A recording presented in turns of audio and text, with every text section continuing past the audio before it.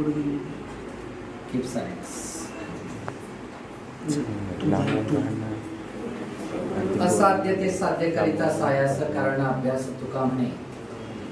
17व्या शतकामध्ये शिक्षणाचं महत्त्व पटवून देणारे जगद्गुरू संत तुकाराम महाराज, राष्ट्रमाता राजमाता जिजाऊ, वंदनीय छत्रपती शिवाजी महाराज, महात्मा फुले राजर्षी शाहू महाराज, डॉक्टर बाबासाहेब आंबेडकर यांना प्रथम मानाचा मुजरा. या ठिकाणी उपस्थित असणारे विचार मंचावरील सन्माननीय जोरे सर, गाडे सर, तोणे सर, जाधव सर आणि माझ्या समोर बसलेले गुलाबाच्या फुलासारखे आलेले 12वीचे विद्यार्थी मित्रांनो, आज निरोप समारंभ अर्थात शुभेच्छा समारंभ सांगायला आनंदही वाटतो आणि थोडंसं मनाला कुठे फुरफुरही लागते की खरंच हे जीवन कसं आहे. जेव्हा जगावं वाटतं तेव्हा ते जीवन संपत आलेलं असतं आणि जेव्हा कंटाळा येतो जीवन जगण्याचा तेव्हा ते जीवन पटकन संपत नाही असं वाटतं. याचं नाव जीवन आहे. वर्षाच्या सुरुवातीला अभ्यासाचा कंटाळा येतो आणि वर्ष संपत आल्याच्या नंतर असं वाटतं की हे वर्ष अजून वाढायला हवं. पण एक लक्षात ठेवा, वेळ कुणासाठीही थांबलेली नाही. वेळ मागे परत येत नाही. म्हणून असलेल्या वेळेचा सदुपयोग करणे हेच यशस्वी माणसाचं आणि विद्यार्थ्याचं लक्षण आहे.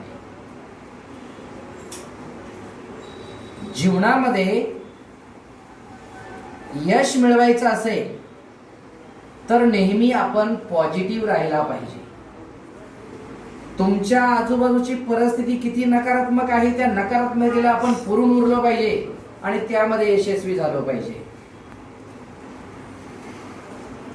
अशी अनेक उदाहरणं जगामध्ये आहेत की ज्यांना कोणत्याही भौतिक सुविधा नव्हत्या, आर्थिक सुविधा नव्हत्या, सामाजिक सुविधा नव्हत्या, त्या लोकांनी यशाचं उंच शिखर गाठलेलं आहे.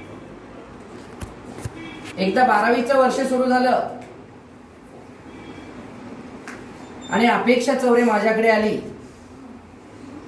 आणि अपेक्षा चौरेने मला सांगितलं, सर उद्यापासून मी क्लासला नाही येणार. म्हणलं का रे बाळा? या मुली मला खूप चिडवतायत आणि सर सुद्धा मला सगळे बोलतायत आणि तुम्ही पण मला नेहमी मारताय.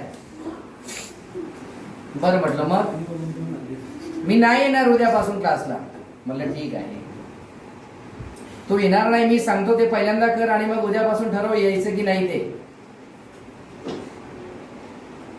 ऑफिस मध्ये जा, पाण्याचा एक ग्लास घे, बॉटल मधून त्या ग्लास मध्ये पाणी ओत आणि त्या पाण्याचा ग्लास फक्त एक राऊंड मारून पळत राऊंड मारायचा आणि मला हा पाण्याचा जो ग्लास आहे जसाच्या तसा भरलेला हवा. तू पळत जायचं आणि पळत यायचंय. तेव्हा अपेक्षाने मला सांगितलं, सर हे काय सांगताय तुम्ही मला, हा अभ्यास आहे का? म्हटलं हो, हे अभ्यास आहे. मला नाही शक्य आहे सर, तुला करावंच लागेल. जा म्हटलं तू कर. अपेक्षा पळत गेली, पायऱ्या खाली उतरल्या आणि पायऱ्या परत वर चढल्या आणि माझ्यापर्यंत परत अपेक्षा पोहोचली. ग्लासामधलं पाणी सांडलेलं नव्हतं, ग्लास तसाच होता. मी म्हटलं, अपेक्षा तू हे कसं शक्य केलंस? तेव्हा अपेक्षाने सांगितलं, सर मी ग्लासाची खूप काळजी घेतली, माझं सर्व लक्ष ग्लासावर होतं.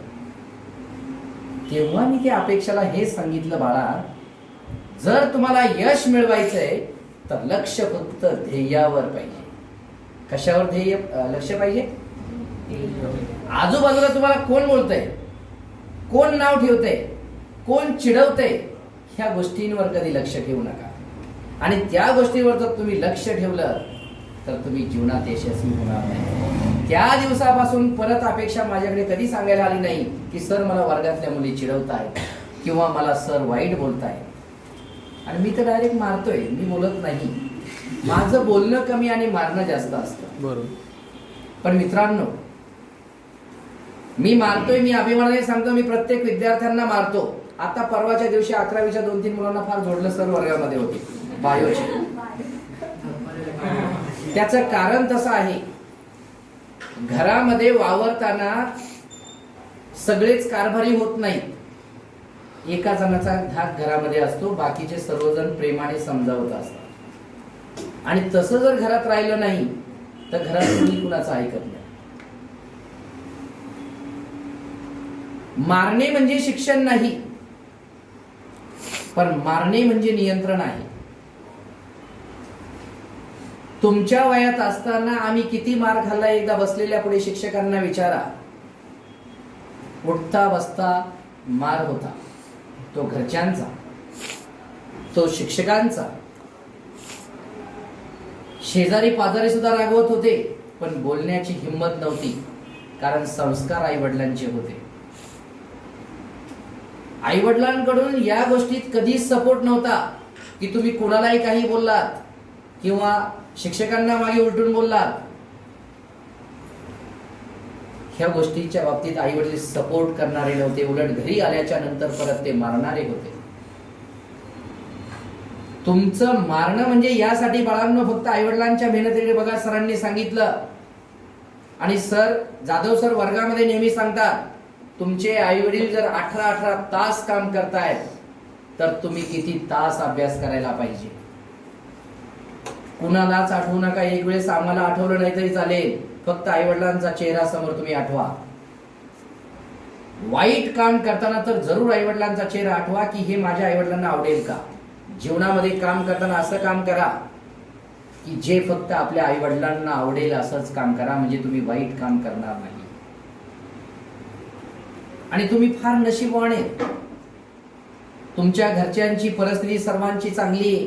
घरामध्ये शिकलेले आई वडील आहेत, शिकलेले काकू काका असतील, मोठा भाऊ शिकलेला असेल, मोठी बहीण शिकलेली असेल. अरे आमच्या वेळेस तसं काहीच नव्हतं. हा जो व्यक्ती तुमच्या समोर उभा आहे, आई वडील निरक्षर होते. एक अक्षरही लिहिता वाचता न येणारे आई वडील. 12वी पर्यंत शिकलेला मोठा भाऊ, मोठी बहीण एक अक्षरही शिकलेली नाही, आणि सर्वात छोटी बहीण माझ्यापेक्षा लहान होती. सांगायला कोणी नव्हतं, मार्गदर्शन करायला कोणी नव्हतं. तरीही जर आपल्याला यश